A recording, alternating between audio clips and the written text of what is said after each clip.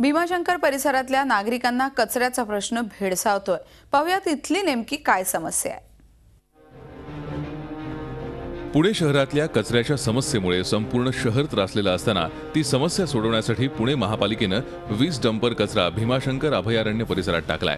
त्यामुळे परिसरात दुर्गंधी पसरली असून ग्रामस्थांचं आरोग्य धोक्यात आलंय। विशेष म्हणजे खताचं कारण देत महापालिकेने इथल्या ग्रामस्थांना अंधारात ठेवलाय।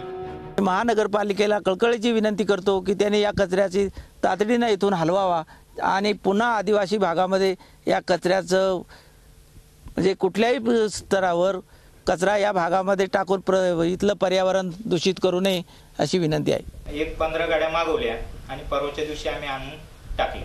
त्याच्यामध्ये काही प्रमाणामध्ये प्लास्टिक आहे, ते खाली केल्यानंतर निदर्शनास आलं आणि ते प्लास्टिक आता आम्ही उद्या काढतो, वेगळं करतो आणि जे खत उर्वरित राहील ते आमच्या शेतामध्ये टाकून देतो। ग्रामस्थांनी अभयारण्य परिसरात कचरा टाकण्यास विरोध केलाय। स्थानिक खासदारांनीही याला विरोध दर्शवलाय।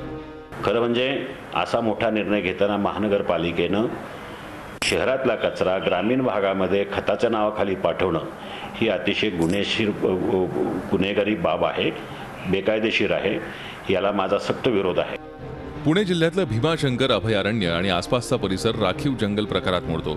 आधीच इनॉर्कॉन सारखे प्रकल्प परिसरात आहेत। झाडांचीही मोठ्या प्रमाणात कत्तल होतीये। त्यातच पुण्यातला कचरा परिसरात टाकला तर ग्रामस्थांच्या आरोग्याचा प्रश्न निर्माण होईल।